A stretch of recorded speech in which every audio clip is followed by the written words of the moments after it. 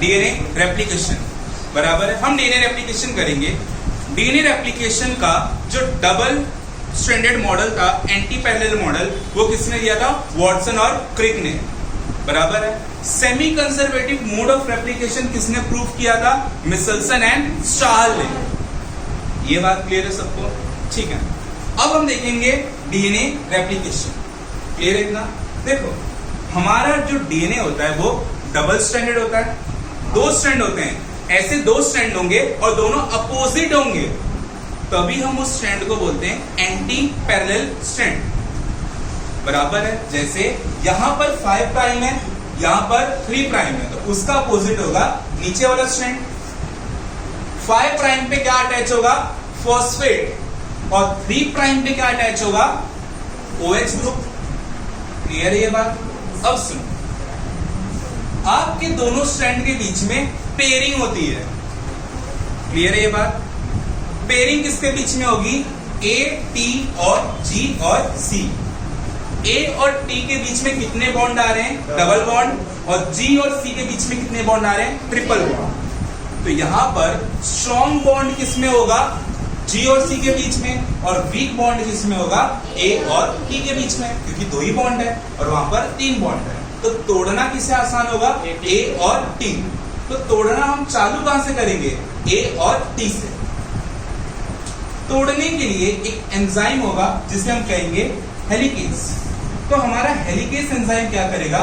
दो स्ट्रैंड के बीच के बॉन्ड को तोड़ना चालू करेगा। इतनी बात क्लियर है सबको? अब जब दोनों बॉन्ड को तोड़ेंगे और हम दोनों डीएनए को अलग करेंगे, दोनों डीएनए के स्ट्रैंड को हम क्या करेंगे? अलग करेंगे। जैसे ये डीएनए का स्ट्रैंड है आपका, दोनों ऐसे हाइड्रोजन बॉन्ड से जुड़ा है, तो इस हाइड्रोजन बॉन्ड को कौन तोड़ रहा है? आपका हेलिकेज, बराबर है। हेलिकेज तोड़ के दोनों को अलग किया, लेकिन वो वापस ये दोनों साथ में आ जा रहे हैं, बराबर है। तो दोनों जब साथ में आ रहे, दोनों को अलग करने के लिए हम क्या यूज करेंगे? SSBP, मतलब सिंगल स्ट्रैंड बाइंडिंग प्रोटीन। इतनी बात क्लियर है? सिंगल स्ट्रैंड बाइंडिंग प्रोटीन क्या करेगा? दोनों स्ट्रैंड को अलग रखेगा।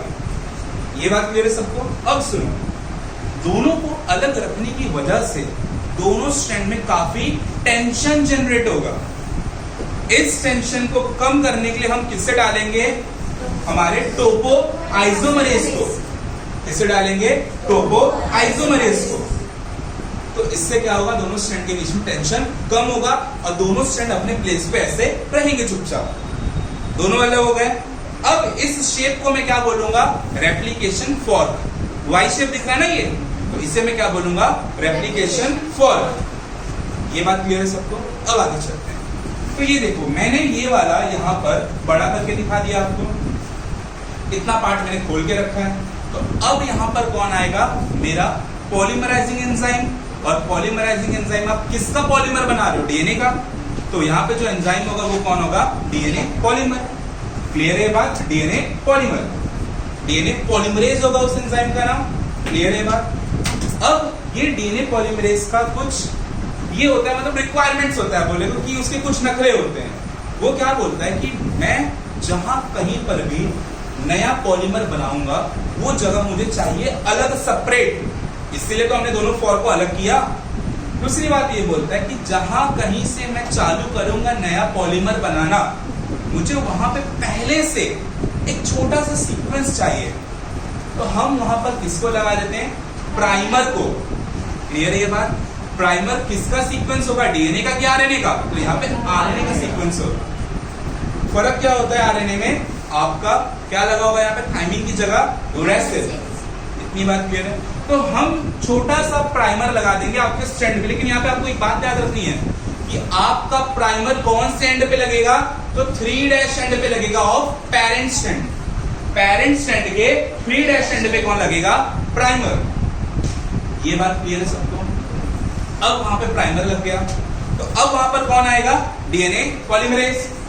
और वहां से क्या बनाएगा? नया स्ट्रैंड। अब आप यहां पे ध्यान से सुनिए, आपका जो डीएनए पॉलीमरेज होता है, जो वो नया स्ट्रैंड बनाता है, उस स्ट्रैंड की डायरेक्शन क्या होगी? 5 प्राइम टू 3 प्राइम। उसकी डायरेक्शन क्या होगी?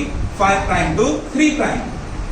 बट अगर वो चेक करना चाहे, जैसे ये 5 यहाँ पे 5 है, आगे 3 है, तो मैं 5 to 3 जा रहा हूं, बट अगर मुझे चेक करना पड़े कि पीछे सब कुछ सही बना है, तो अब ये डायरेक्शन क्या होगी मेरे पढ़ने की, तो ये हो गया 3 to 5। आगे किस डायरेक्शन में रहा था, 5 to 3, बट अगर मुझे पीछे पढ़ना हो तो अब मैं, मेरे सामने कौन है, 5 है ना, तो मैं किधर हो गया, 3, तो मैं पढ़ कहां से रहा हूं, 3 to 5। तो पॉलीमराइजिंग डायरेक्शन इज 5 to 3 और proof reading direction is 3 to 5। ये बात क्लियर है। तो अब आपका डीएनए पॉलीमरेज 5 से लेके 3 की तरफ जाएगा। आपने यहां तक डीएनए को खोल के रखा था, तो यहां तक बन गया। अब आ जाओ आप दूसरे स्टैंड पे, तो दूसरे स्टैंड पे भी हम क्या लगाएंगे, पहले प्राइमर। प्राइमर कौन से एंड पे लगेगा, 3 पे, बट 3 एंड तो यहां पे बंद है आपका, बराबर है, तो जहां तक खुला है आप वहां पे उसे क्या मानोगे, 3। तो मैं 3 कहां पे मान लिया, यहां पर, और यहां पे मैंने क्या लगा दिया, प्राइमर। क्लियर है ये बात। प्राइमर लगाने के बाद आपका डीएनए पॉलीमरेज आगे की तरफ नया स्ट्रैंड बनाएगा। तो अगर ये 3 है, तो यहां पे जो नया स्ट्रैंड है वो 5 हो जाएगा, और 5 से 3 की तरफ आपका नया डीएनए का टुकड़ा बन गया, बराबर है। तो इतना तो कंप्लीट हो गया। अब अगर मुझे इस प्रोसेस को आगे बढ़ाना है, तो मुझे डीएनए को और खोलना पड़ेगा। तो मैं डीएनए को और खोल दिया, समझ लो मैंने यहां तक खोल दिया। यहां तक जब मैं खोल दूंगा तो ऊपर वाले स्ट्रैंड को देखो, ये तो 5 से 3 की तरफ आ रहा था, तो ये तो आगे बढ़ जाएगा चुपचाप, क्योंकि इसे खुला मिल गया। अगर मैं कहीं जा रहा हूं, मेरे सामने ऑब्स्टेकल है, कोई रुकावट है, तो मैं वहां रुक जाऊंगा। जैसे ही वो रुकावट हटेगी तो मैं तो और आगे चला जाऊंगा ना। तो यही तो हुआ, यहां तक बंद था इसलिए यहां पे रुका था, जैसे ये खुलेगा तो ये आगे आ जाएगा। क्लियर है बात।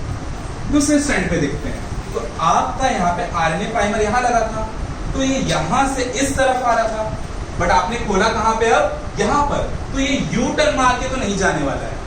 डीएनए पॉलीमरेज यहाँ पे यू टर्न मार के तो नया स्ट्रैंड नहीं बनाएगा। तो आप क्या करोगे, जहां पे खुल गया वहां पर एक नया प्राइमर लगा दोगे। तो अब आपका 3 कहां पे हो जाएगा, यहाँ पे। तो आपने 3 पे क्या लगा दिया, यहाँ पे प्राइमर, और प्राइमर अपने वापस डायरेक्शन में क्या करेगा, नया स्ट्रैंड बनाएगा। ऐसे ही आपके पूरे स्ट्रैंड पे बनेगा। तो आपके पास ये वाले स्ट्रैंड पे देखो, टुकड़े टुकड़े में डीएनए बन रहा है नया वाला। इन टुकड़ों को आप क्या बोलोगे, ओकाजाकी फ्रेगमेंट, और इस स्ट्रैंड को क्या बोलोगे, डिसकंटिन्यूअस या लैगिंग स्ट्रैंड, और जो ऊपर वाला स्ट्रैंड है आप उसे क्या बोलोगे, कंटिन्यूअस या लीडिंग स्ट्रैंड। इतनी बात क्लियर है। अब ये हो गया आपका रेप्लिकेशन कंप्लीट, लेकिन आपके पास टुकड़े टुकड़े में डीएनए ना, उसको आपको चिपकाना पड़ेगा। तो आप चिपकाने के लिए क्या यूज करोगे, लाइगेज। लाइगेज किसको चिपकाएगा, ओकाजाकी फ्रेगमेंट को। इतनी बात क्लियर है। अगर अब आप याद करो तो आप नया डीएनए बनाने के लिए प्राइमर लगा रहे थे, और प्राइमर के अंदर किसका सीक्वेंस था, आरएनए का। तो डीएनए के अंदर से आपको आरएनए का सीक्वेंस निकालना पड़ेगा ना, तो इसलिए आप एक एंजाइम डालोगे। उस एंजाइम का नाम क्या होगा, डीएनए पॉलीमरेज 1। और जो पॉलीमराइज करा था पहले, वो कौन सा एंजाइम था, डीएनए पॉलीमरेज 3।